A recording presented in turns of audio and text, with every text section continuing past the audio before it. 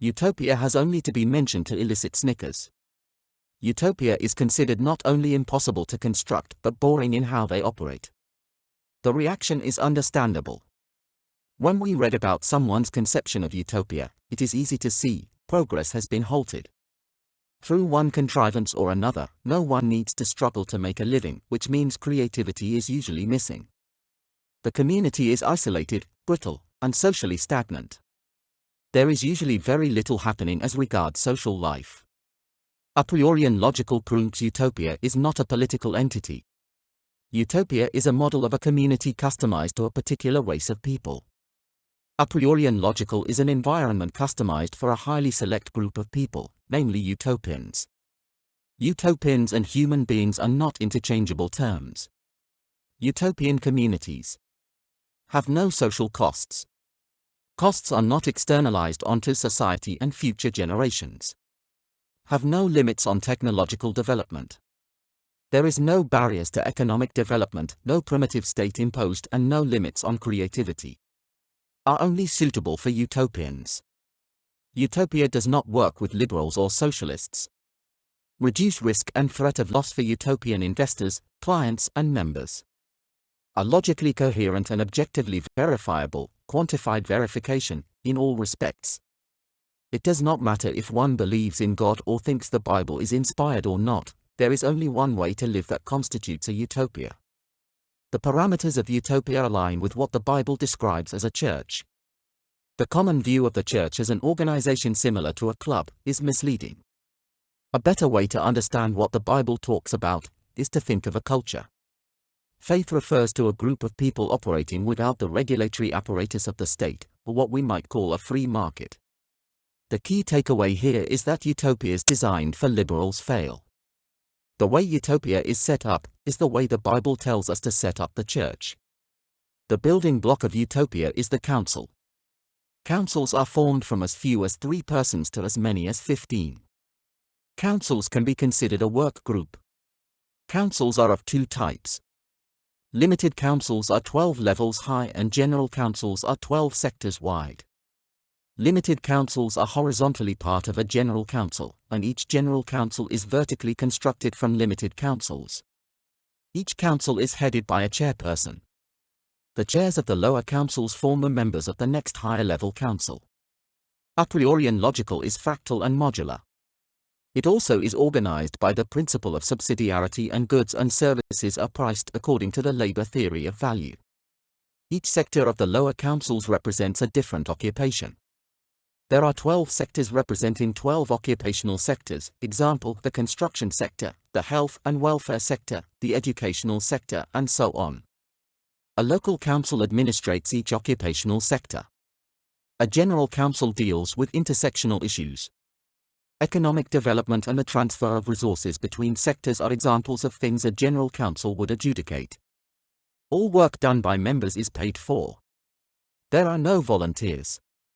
Apriorian Logical uses only paid labor, even students and housewives are paid a living wage. The rule is, if it adds value to the community it is paid for. If it imposes costs onto the logical society it is adjudicated before a logical court. Apriorian utopian societies are fully integrated in that business and politics and economics are all integrated into the logical and the social life of the community. Apriorian Logical has no social costs. There is no unemployment, debt, poverty, inflation, pollution, waste, taxation, homelessness. The costs of the state are eliminated. This is because costs are never externalized onto society and future generations. All costs are recorded in the accounts of the creator of those costs. Apriorian Logical is a utopia, but utopia is not for everyone. Only those on the right are likely to find a home in an Apriorian Logical. The mistake utopians have made is in assuming humans are all made on the same foundation, the same moral frame. There are 2 types of persons and only those on the right are likely to take up residence in an Apriorian Logical utopia. The key thing to remember with utopia is that it can have no social costs, there is no externalization of costs, or it is not perfect in the way a utopia must be. That means all costs are paid for by the person who created them. Just this fact eliminates the state and makes it impossible for the state to exist. Those who need and desire the state will not take up residence in an Apriorian Logical. Therefore, membership is a self-selected process. Immediately a number of socialists will rise up to question how social goods will be supplied if there is no state. That is the point, there are no need for social goods, so-called, if there is no state. However, because of this we now see the division starting to form, because if one was prepared to purchase what one gets from income one makes by working, there would be no concern over social costs. There would not be the concern how some will get what they need without paying for the goods and services supplied. The division splitting society into two groups is made deeper when we remember that in Apriorian societies we own only what we create, and mankind can only create value which he adds, through work, to the assets belonging to God. This is why the labor theory of value is utilizable in Apriorian Logical and nowhere else. Personal goods are purchased from the local councils which as representatives of the occupations, provide jobs for workers and goods and services to purchase. Because we own only what we create, and we create only equity, the currency we use is equity drawn on the account of the local council. The local council represents the assets that make up our political jurisdictions. Apriorian Logical is different from conventional organizations by its use of equity as currency and unit of account. The state and banks use modified assets as a medium of exchange.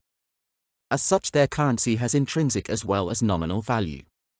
Commodities such as gold are especially vulnerable to their commodity value being pressured upwards when they double as a currency.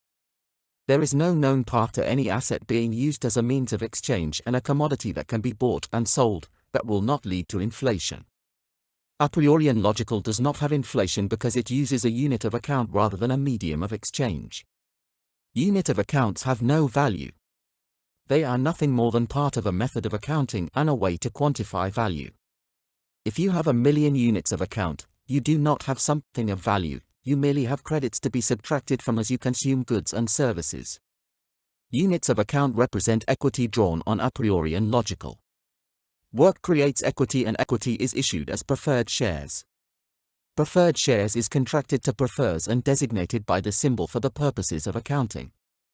Work is paid for in prefers and prefers are used to purchase goods and services. This is never inflationary. The prefers are attached to the account which produced the value. Individuals buy consumer goods and services, councils purchase infrastructure. Both types of customers, which can be understood as personal and commercial customers, buy from the councils, using prefers and their prefers account.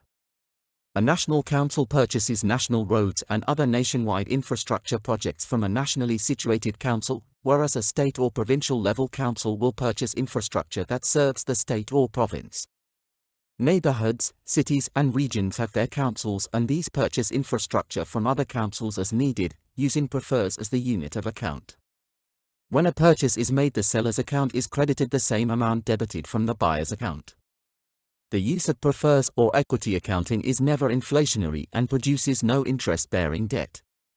A utopia is considered a perfect system, but the earlier models are not much more than a speculative discussion on perfect people in stagnant communities. A utopia is a society devoid of systemic issues. Utopias are at their root a response to the fact there are systemic issues with human societies that have not been addressed in an effective way. The implication that we are left with is that utopias cannot deal with reality, which is why they have had so little influence and less credibility. Utopias are like orchids in a greenhouse, able to survive only in an artificial environment. Apriorian logical utopias can be established in the middle of any social system and carved out of conventional social structures. Apriorian logicals always succeed because they are better systems. They are better because they meet the criteria of what a utopia is. A utopia ought to be defined as a system which cannot be corrupted by evil. To put this in a way that can be tested, the utopian system has no systemic costs. To clarify, the system itself does not impose costs on its residents or clients. Utopia is an accountable system. There are no social costs, therefore it is perfect within the limits of a social system. The people will still be people, but the system itself is perfect. It does not add anything to the problem that is the human being. Apriorian logical citizens enjoy equality as a symptom of there being no social costs. Inequality is a social cost. Social benefits do not come by fiat but as a consequence of the things that prevent them having been eliminated. A utopia has no social costs. Creating a utopia requires an accounting system that pays people for what they do and debits their account for the costs they create. Apriorian Logical does this and does it well. Apriorian Logical is a utopia and it works with anyone willing to give up the state.